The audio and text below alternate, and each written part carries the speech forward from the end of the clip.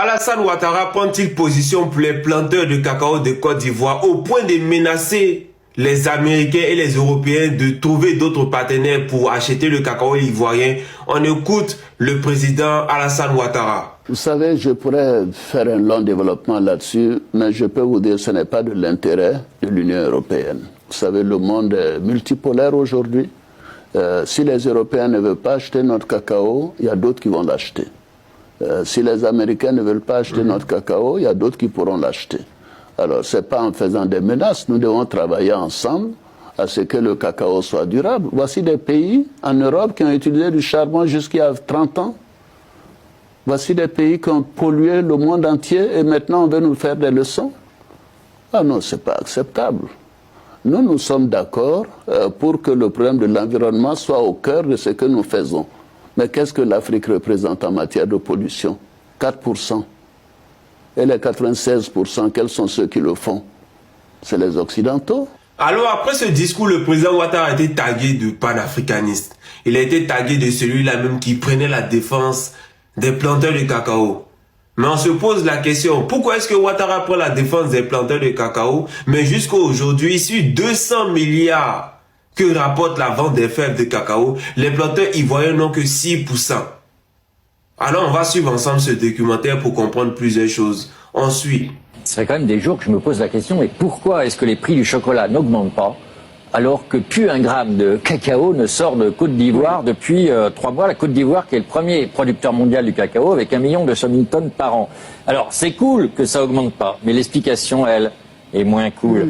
Oui, parce que partout les prix des produits alimentaires augmentent à cause de la hausse des matières premières agricoles. On l'a vu sur le blé, sur le maïs, sur le riz. Et là, en plein cœur de la crise du cacao, zéro augmentation. Pourquoi? Réponse: des manœuvres spéculatives de stockage, des stockages de fèves de cacao, un imbroglio politico-économique, pour citer le site spécialisé, le blogfinance.com, imbroglio au cœur duquel on retrouve, hélas, et oui, la famille d'Alassane Ouattara. L'après-paquebot commence bien. Alors, qu'est-ce que c'est que cet imbroglio exactement? Je vais simplifier et résumer. En matière de spéculation, il faut toujours simplifier et résumer. Alors, le premier producteur de cacao ivoirien est la société Armajaro Trading Limited. Le propriétaire est un Anglais qui s'appelle Anthony Ward. Et le directeur Afrique de cette société s'appelle, lui, Loïc Folorou. Et c'est là que ça se corse, parce que Loïc Folorou est le fils d'un premier lit de Madame Dominique Ouattara, épouse Alassane Ouattara. Alors, l'été dernier, à la veille des élections ivoiriennes, la société Armajaro avait acheté et stocké 240 000 tonnes de cacao. Pourquoi? Parce que la famille Ouattara était bien sûr très bien informée que les élections risquaient de mal se passer, que ça pouvait dégénérer, les ports bloqués, l'export de cacao paralysé. Donc ils avaient stocké, ça s'appelle de la spéculation. Bien vu, car à l'automne dernier, au moment des élections, les prix du cacao ont flambé. Et Anthony Ward et Loïc Folorou ont liquidé une partie de leur stock. Conséquence, les prix sont retombés. Bis repetita, ça s'est passé le 24 janvier dernier. Ouattara, soutenu par la France, les États-Unis et l'Union européenne, annonce le gel des exportations de cacao de Côte d'Ivoire. Alors, les cours mondiaux immédiatement ont pris 6%. On est monté jusqu'à 3 666 $ la tonne de cacao. C'est le niveau le plus élevé depuis 1979. Et là-dessus, qu'est-ce qui s'est passé? Anthony Ward et Loïc Folorou ont revendu leur stock, empoché les bénéfices, et du coup, comme ils ont revendu, les prix sont immédiatement retombés. Vous savez maintenant pourquoi les prix du chocolat n'augmentent pas. La société Armajaro stocke d'avance et revend à mesure pour empocher les bénéfices. Alors, précisons 2 choses. 1, c'est que cette spéculation est parfaitement légale, et que 2, elle est parfaitement connue des milieux d'affaires et boursiers spécialistes de l'Afrique et du cacao. Il pourrait attendre davantage et gagner encore plus d'argent s'il laissait le cours flamber. Oui, mais en matière de spéculation, il ne faut pas trop attendre non plus. Comme l'expliquait le journal Le Monde dès le 24 février, je cite, « La résolution du conflit pourrait faire retomber brusquement les cours. Un bon tien vaut mieux que 2, tu l'auras. » Voilà. Conclusion, M. Ouattara commence son règne, si jamais il advient, par un enrichissement spéculatif en profitant de la guerre civile et de la crise. Je trouve que c'est moyen cool là. Et pas très bon signe pour l'avenir de la Côte d'Ivoire. Vous savez, en Côte d'Ivoire, derrière chaque service public, il y a un homme d'affaires. Quand vous prenez par exemple les passeports, c'est un service public qui est un homme d'affaires. Quand vous prenez l'Assemblée nationale, c'est un service public qui est un homme d'affaires.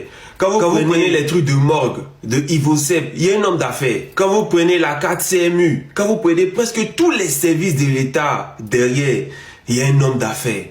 Mais après avoir écouté cette vidéo, je me dis, mais comment est-ce qu'on peut être méchant? Vous savez ce qu'ils font? C'est que le cacao annuellement produit 2 fois. Donc c'est-à-dire qu'il y a des moments où il n'y a pas de cacao. Chacun prend dans son stock pour pouvoir utiliser. Mais lorsque le stock se vide, alors qu'il n'y a pas encore de production de cacao, où est-ce qu'on se tourne? On se tourne vers les gens qui stockent le cacao.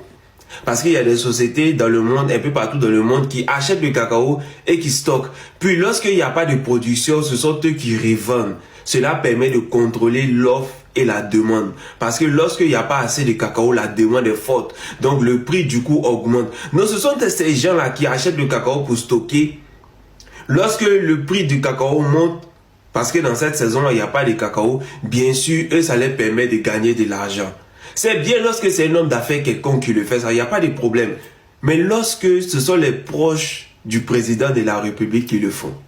Vous avez écouté le discours du président Ouattara? Qu'est-ce que ça vous choque à l'idée? Qu'est-ce que ça vous fait comprendre? Est-ce que c'était les planteurs qui défendaient? Ou est-ce que ce sont les intérêts de son fils ou de son beau-fils qu'il était en train de défendre?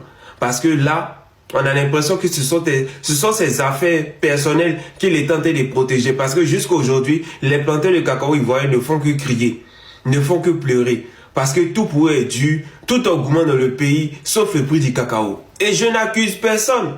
Je prends cette vidéo à témoin, je n'accuse personne parce que tout le monde sait qui sont les auteurs de cette vidéo-là. Donc, au lieu de venir m'accuser, moi, allez-y porter plainte contre eux. Parce que moi, j'ai pris juste cette vidéo-là sur Internet comme tout le monde. Je ne fais que donner mon avis. Comme n'importe qui peut donner son avis en commentaire. Donc, si aujourd'hui, on va venir dire, oui, Benito, tu es en train de, comment on appelle ça, tu es en train de dire des choses sur le président de la République. Est-ce que tu as les preuves? Hein? Les preuves sont là, hein, à moins qu'aujourd'hui, en Côte d'Ivoire, on ne soit pas dans un pays dans un pays de droit. Ou encore, pour pousser encore plus loin les idées, je vous demande d'aller vérifier si c'est vrai ou pas. Si le beau-fils ou le fils ou la famille de Ouattara n'est pas plongée dans cette histoire de cacao, vous pouvez aller vérifier. Ils ont donné les noms, ils ont donné le nom de la société. Il suffit juste d'aller sur Google et puis de vérifier si ce qui est sorti dans cette vidéo est vrai ou fausse. Mais réveillons-nous parce que ça fait pitié.